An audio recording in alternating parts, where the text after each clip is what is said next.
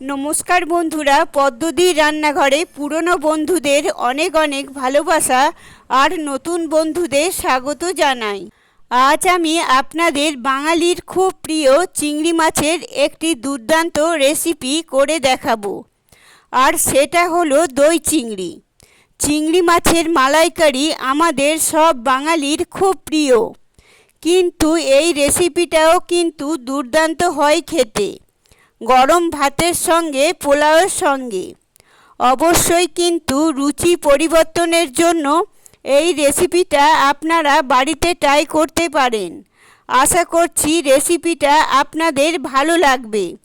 যদি ভালো লেগে থাকে তাহলে চ্যানেলটিকে সাবস্ক্রাইব করে রাখার অনুরোধ রইল। চলুন তাহলে বন্ধুরা দেখে নিই জিভে জল আনা চিংড়ি মাছের এই রেসিপিটা কি করে করতে হবে। দেখুন, আমি এখানে চিংড়ি মাছ নিয়েছি একটু বড় সাইজের 8 পিস। আর মাছগুলোকে খুব ভালো করে পরিষ্কার করে নিতে হবে প্রথমে। আর মাথার দিকে যে নোংরাটা থাকে সেটাও কিন্তু সুন্দরভাবে ফেলে দিতে হবে। আর পেছনের দিকে যে নোংরাটা থাকে সেটাও কিন্তু ফেলে দিতে হবে। আমি সব কিছুকে ফেলে দিয়ে পরিষ্কার করে মাছগুলোকে ধুয়ে নিয়েছি। আর চিংড়ি মাছটা কিন্তু পরিষ্কার করে ধুয়ে নেওয়াটা কিন্তু খুবই জরুরি। এবার আমি একটা মশলা তৈরি করব। তার জন্য একটা মিক্সির জারে আমি নিয়ে নিলাম 1 টেবিল স্পুনের মতো পোস্ত, নিয়ে নেব 1 টেবিল স্পুন চালমগজ, আর নিয়ে নেব 1 টেবিল স্পুন কাজু, দিয়ে দেব 5টা কাঁচা লঙ্কা। এবার জল দিয়ে মিহি করে এটাকে পেস্ট করে নেব। আর দই চিংড়ির মেন উপকরণ দই। আর এখানে আমি হাফ কাপ পরিমাণে দই ভালো করে ফেটিয়ে রেখে দেব। এবার আমি প্যানে দিয়ে দিলাম সাদা তেল। তেলটাকে গরম করে নিয়ে আমি মাছগুলোকে প্রথমে ভেজে তুলব। আর আমরা সবাই জানি চিংড়ি মাছ কিন্তু বেশি ভাজা যায় না, হালকা হালকা করে ভেজে নিতে হবে, না হলে কিন্তু চিংড়ি মাছটা হার্ড হয়ে যাবে। এবার অল্প সামান্য নুন দিয়ে দেব।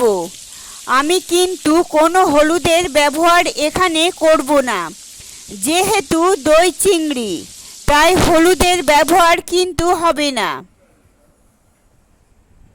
এবার এক পাশ ভাজা হয়ে গেলে উল্টে দিয়ে অপর পাশটাকেও হালকা করে ভেজে নিতে হবে।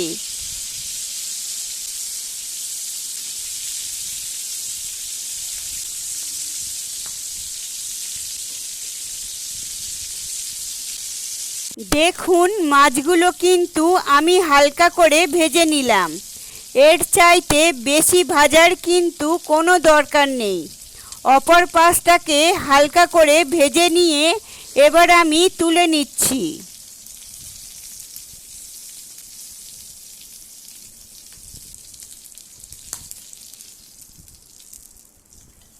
এবার ওই প্যানেতে দিয়ে দেব আরও কিছুটা তেল। আর তেলটা গরম হয়ে গেলে আমি গোটা গরম মশলা ফোড়ন দেব, এলাচ, দালচিনি আর লবঙ্গ। এবার ফোড়নটাকে একটু ভেজে নিতে হবে, মিষ্টি একটা ফ্লেভার আসা অবধি। এবার আমি দিয়ে দেব খুব মিহি করে কুচিয়ে রাখা পেঁয়াজ। এখানে আমি একটা পেঁয়াজকে মিহি করে কুচিয়ে রেখেছি, সেই পেঁয়াজটা দিয়ে দিলাম। এবার পেঁয়াজটাকে একটু ভেজে নিতে হবে। পেঁয়াজটা ব্রাউন করার কোনো দরকার নেই, একটু নরম হয়ে আসা অবধি পেঁয়াজটাকে ভেজে নিতে হবে। পেঁয়াজটা যখন একটু নরম হয়ে আসবে তখন আমি এখানে দিয়ে দেব হাফ চামচ রসুন পেস্ট, আর দিয়ে দেব হাফ চামচ আদার পেস্ট। এবার সব কিছুকে একসঙ্গে ভালো করে পেঁয়াজের সঙ্গে ভেজে নিতে হবে। খুবই কম পরিমাণ মশলা ব্যবহার কিন্তু এখানে হবে, আর খেতে কিন্তু দুর্দান্ত হবে। আপনারা অবশ্যই এটা ট্রাই করবেন। দিয়ে দিলাম পরিমাণ মতো নুন। মশলাটাকে ভালো করে ভেজে নিয়ে এবার আমি দিয়ে দিলাম কাজু, চালমগজ আর পোস্ত, কাঁচা লঙ্কার যে পেস্টটা করে রেখেছিলাম সেটা, আর দিয়ে দিলাম মশলার বাটি ধুয়ে অল্প সামান্য জল। এবার ভালো করে মশলাটাকে পেঁয়াজের সঙ্গে একটু কষিয়ে নিতে হবে। এখানে আমি কিছু গুঁড়ো মশলা দিয়ে দেব হাফ চা চামচ ধনের গুঁড়ো। কোনো জিরের গুঁড়ো কিন্তু আমি এখানে ব্যবহার করব না। আর দিয়ে দেব হাফ চা চামচ শুকনো লঙ্কার গুঁড়ো। এবার নেড়ে চেড়ে ভালো করে কষিয়ে নিতে হবে।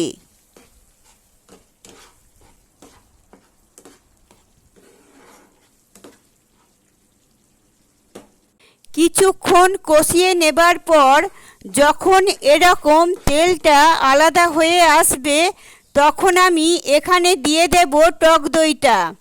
এবার টক দইটাকে ভালো করে অবশ্যই ফেটিয়ে নিতে হবে।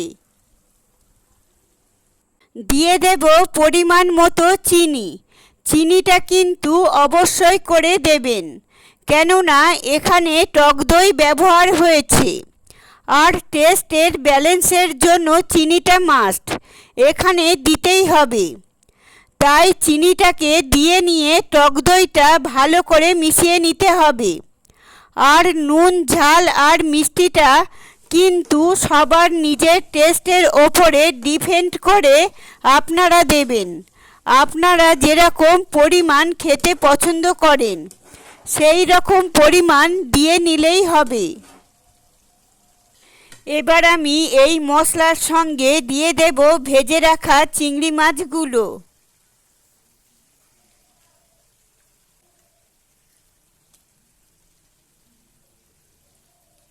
এবার চিংড়ি মাছগুলোকে মশলার সঙ্গে একটু নেড়ে চেড়ে কষিয়ে নিতে হবে।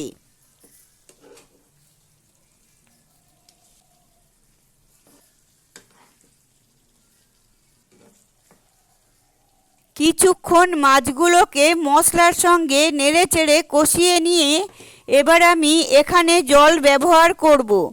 অবশ্যই করে কিন্তু গরম জল ব্যবহার করবেন। গরম জল ব্যবহারে কিন্তু যে কোনো রান্নার স্বাদ অনেক গুণ বেড়ে যায়। জলটা দিয়ে নিয়ে ভালো করে একটু নেড়ে চেড়ে মিশিয়ে নেব।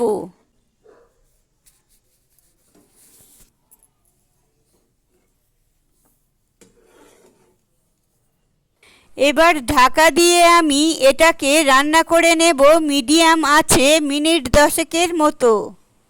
10 মিনিট পর ঢাকাটা খুলে নিলাম। এবার নেড়ে চেড়ে দিয়ে আমি এখানে দিয়ে দেব গরম মশলার গুঁড়ো হাফ চা চামচের মতো। গরম মশলার গুঁড়ো আমি এখানে দিয়ে দিচ্ছি। আর দিয়ে দিচ্ছি চা চামচের 1 চামচ ঘি। এই ঘিতেও কিন্তু এই টেস্টটা অনেক গুণ বেড়ে যাবে। অবশ্যই করে ঘিটা দেওয়ার চেষ্টা করবেন। আর দিয়ে দেব কয়েকটা চেরা কাঁচা লঙ্কা।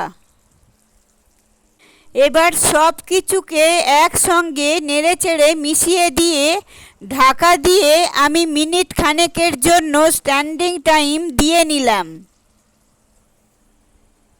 মিনিট খানেক স্ট্যান্ডিং টাইম দেওয়ার পর আমার রান্নাটা কিন্তু কমপ্লিট হয়ে গেল।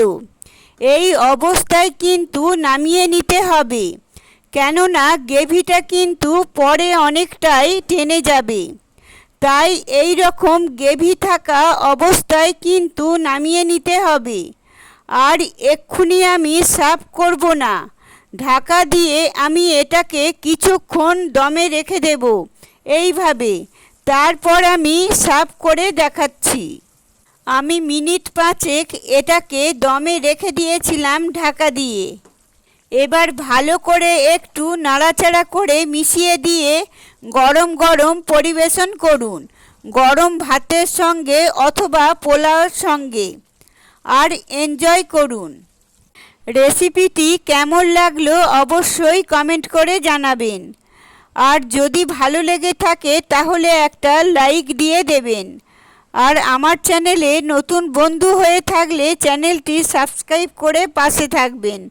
আপনারা সবাই ভালো থাকবেন, সুস্থ থাকবেন। ধন্যবাদ।